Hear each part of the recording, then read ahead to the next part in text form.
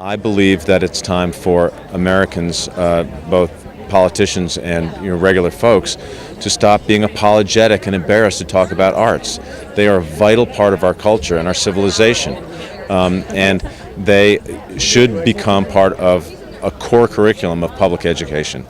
What I've been saying is that they're part of the main course. They're not dessert. They're on the plate with the meat and the potatoes. They're spinach. They're not candy.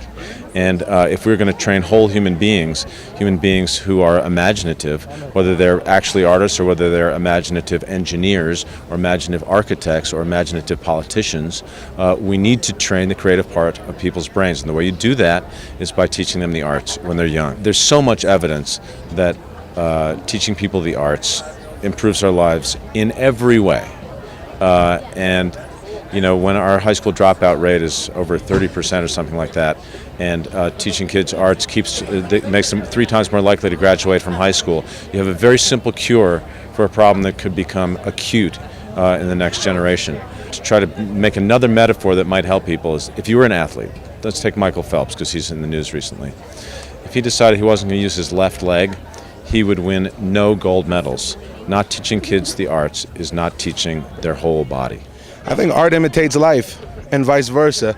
So what happens in true art, honesty is expressed and portrayed, which allows for change. It allows for thought, an independent thought, and that independent thought can spark a revolution. It can spark a whole host of change in society that consistently refreshes, renews, and restores the soul of society that can make us a better place, any society a better place. I would venture to say that dancers, painters, writers, actors are creative folks who really understand the nature of freedom of speech and really understand the nature of a government that has come to be governed by big business. That cannot happen anymore, because they're not taking into consideration the people who are living on the street. They're not taking into consideration the people who don't have enough. They're taking into consideration the people who have money enough to buy it. And I gotta say that has to change. And if you look at the last 8 years, Richard just keep getting richer when it's just a huge disparity, and it doesn't make any sense. It's become very inhuman.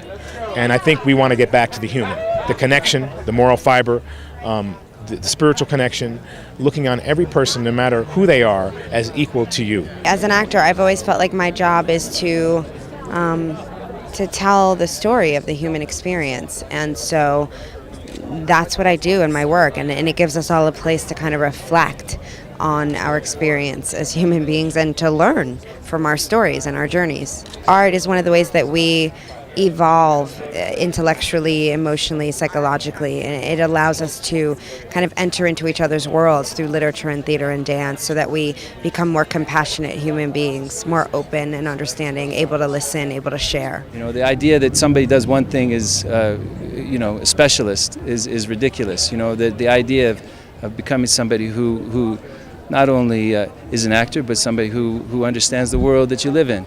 A doctor should understand music and literature. I think that makes them a better doctor. A politician should understand the arts. An actor should understand the goings-on of what goes on in politics. What do you think the state of the arts are right now, as far as either funding or just awareness of arts and culture in our nation right now? Well, our nation doesn't spend a lot of money on arts, and in some ways I think that makes the arts better. Because it's more of a struggle. That somebody wants to accomplish something, somebody wants to create something, that they really, really have to work hard to do that. When you look at films from foreign lands at film festivals, you go to the Academy Awards and you see the awards for foreign films, you see how their countries invest in the arts. But everybody wants to see American movies. What can people in the creative fields do to shine a light on the political process? Well, there are very often bills and legislation that are going through or not going through that showed that nobody's paying any attention to, and that if somebody in the public eye can just bring that forward, then the press will cover it. And so we can bring a little more focus on certain issues that need to be addressed. And after all, the arts legislation in this country has been horrendous in the last few years. And, the art is the way the generations speak to each other. So it's very important for us to support and advocate for arts legislation. The importance of arts is very important in the political process, and that's what we stand for, the Creative Coalition, because if the arts leave school, America's culture leaves school. You pull music out, you pull dance out, you pull art class, that's culture. It means that there's less culture. So politics is just arithmetic, writing, and dollars. There's no culture in it. So we're here all about promoting culture, which is really what you need to make a strong nation. That we all should get engaged in the process.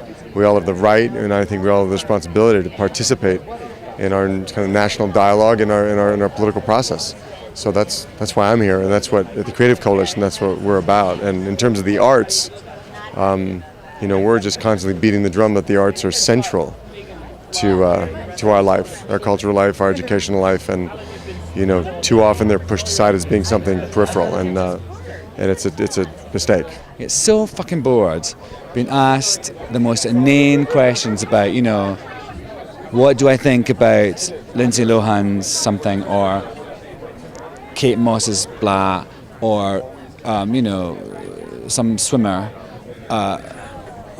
something interesting but banal, something like that. I get asked, or which dead person would I like to have dinner with?